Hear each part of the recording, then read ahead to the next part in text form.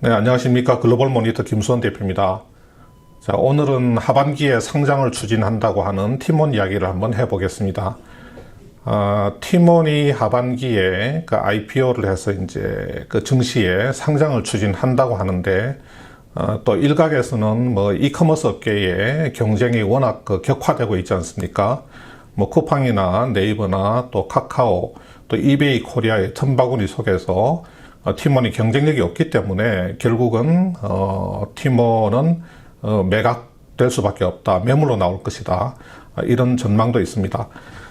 그런데 제가 오늘 말씀드리려고 하는 거는 제가 뭐 티몬이 그 IPO를 완주할 수 있을지 아니면 매물로 나올지 뭐 그것에 대해서는 저는 뭐 일체 알 수는 없습니다만은 지금 많은 매체에서, 여러 매체에서 오랫동안 티몬에 대해서 잘못된 그 기사 내용들을 전달하고 있기 때문에 제가 유튜브를 통해서 잘못된 내용을 한번 좀 바로 잡아볼까 그렇게 합니다.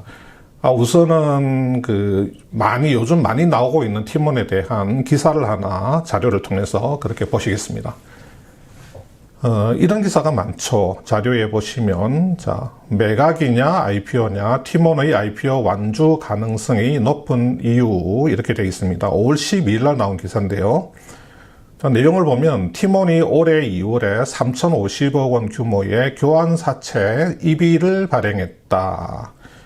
회사 매각보다는 IPO를 완주하기 위해 자금을 조달했을 가능성이 크다. 자, 교환사채를 발행하면서 기존의 200억 원 규모 전환사채도 상환했다. 자, 이런 식으로 재무구조를 개선하고 금융 비용을 줄이고 있다. 자, 교환사채는 자본으로 인정되어 부채 비율 확대 우려도 없다. 자, 여러분, 기사 내용이 이렇게 되어 있습니다. 자, 우리 교환사채, EB, Exchangeable Bond라고 하는 것은 그 회사채에 주식 교환권이 붙어 있는 겁니다. 다시 말해서 투자자가 그 EB에 투자를 할 때 발행 조건에 이 발행 회사가 가지고 있는 그 주식을 교환 대상으로 정하게 되어 있습니다. 그래서 이 투자자는 원금을 상환받는 대신에 발행회사가 가지고 있는 주식으로 교환해 달라고 그 교환권을 요구를 할 수 있습니다. 이 어떤 주식이냐, 발행회사가 가지고 있는 자기 주식도 교환 대상이 될 수가 있고, 발행회사가 가지고 있는 뭐 다른 회사 주식도 교환 대상이 될 수 있습니다. 어떤 주식을 교환 대상으로 할지는 그 EB를 발행할 때 미리 정해 놓게 되죠. 그러면 투자자는 일단은 그 EB에 투자를 하고 나서 교환 대상이 되는 주식의 가치가 오르면 원금을 상환받지 않고 그 주식으로 교환해달라는 교환권을 행사를 해서 교환 대상 주식을 받아서 뭐 시장에 내다 팔든지 해서 뭐 차익을 얻을 수가 있습니다.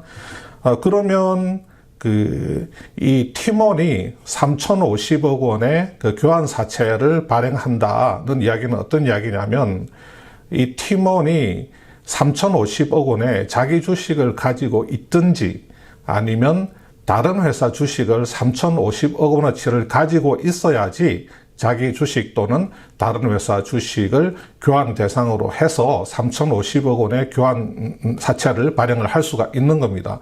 그럼 실제로 티몬이 3,050억 원의 교환사채를 발행할 만한 그 어떤 주식이 있느냐, 그것을 자료를 통해서 한번 보겠습니다.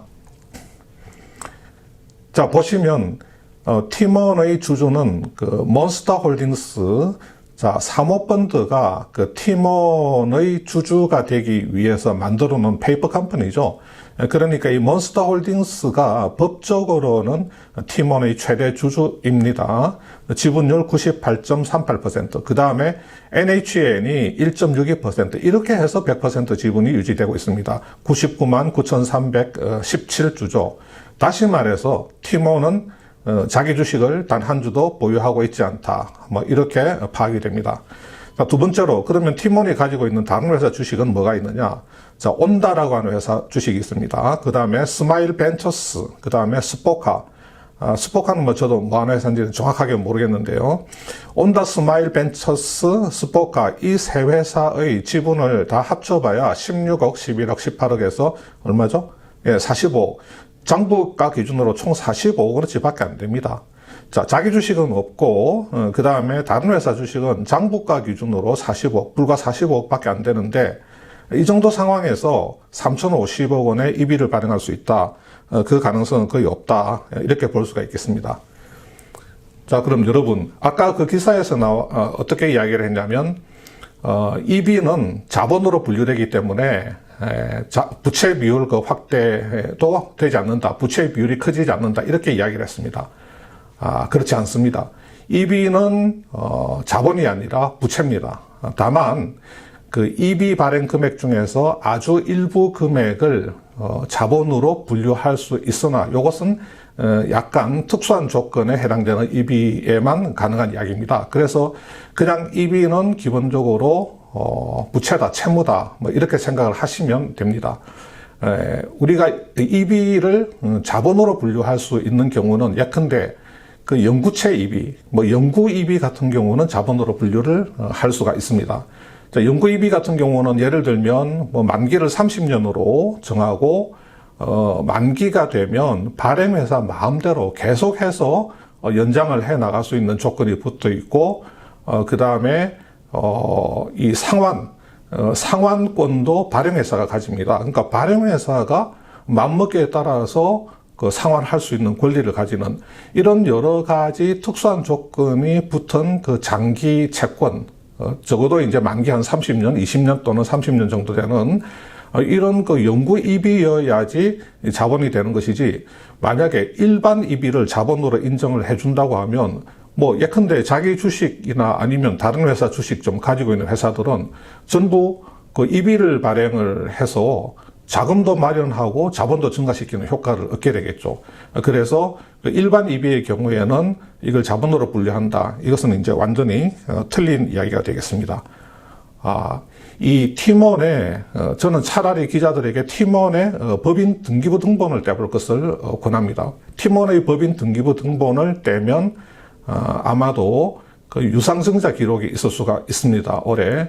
왜냐하면 팀원이 EB를 발행한 게 아니라 제가 생각할 때는 팀원의 대주주가 EB를 발행한 겁니다. 팀원의 대주주가 자기들이 가지고 있는 그 팀원 주식을 교환 대상으로 해서 EB를 발행을 하고 그렇게 해서 그 조달한 그 자금을 팀원의 유상증자에 참여를 하는 겁니다. 다시 말해서 팀원은 EB를 발행하는 것이 아니라 유상증자를 하고 팀원의 대주주가 그 유상증자에 참여하는 식으로 해서 팀원의 재무구조를 개선을 시키는 겁니다. 그러면 그 대주주가 발행하는 EB를 인수를 한 제3의 투자자는 뭘 노리겠습니까? 자, 팀원의 IPO를 첫째 노릴 수가 있습니다. 이 제3의 투자자는 팀원 대주주가 발행하는 그 EB를 인수를 할 때 그 투자 계약서에 조항을 넣을 수 있습니다. 그 팀원 IPO를 추진을 한다.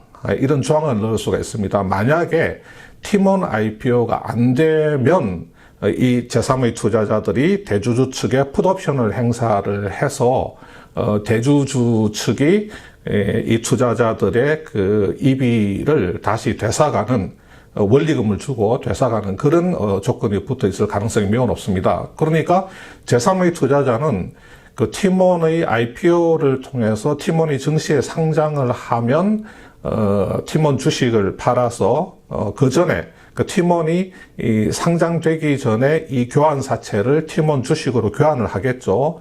그래서 이 주식을 팔아서 팀원 주식을 팔아서 투자 차익을 보는 엑시트를 하는 방법 또는 그 IPO가 여의치 않을 경우에는 그 풋옵션을 행사를 해서 그 팀원 대주주로부터 그 교환사채 원리금을 회수하는 그런 방법을 구사를 할 걸로 그렇게 보입니다. 그런데 제가 한 가지 궁금한 것은 과연 그 팀원이 그 하반기에 IPO를 할 수 있을 것인가? 제가 뭐 팀원의 2020년도 뭐 감사 보고서상에 그 뭐 손익계산서 재무상태표 또 그 캐시플로우, 현금 흐름표, 기타 뭐 재무제표 주석 내용들을 이제 쭉 살펴본 바로는 과연 팀원의 그 하반기 IPO가 가능할 것인가 하는 데 대해서는 굉장히 강한 의문을 가지고 있습니다. 뭐 그뿐만 아니라 지금 이커머스 업계의 상황 자체가 녹록치 않습니다. 팀원이나 위메프나 상황이 다 비슷한데 팀원의 IPO가 과연 하반기에 가능할 것인가 하는 부분에 대해서는 제가 뭐 다음에 기회가 되면 따로 분석해드리고 오늘 영상은 여기서 마치도록 하겠습니다. 네, 감사합니다.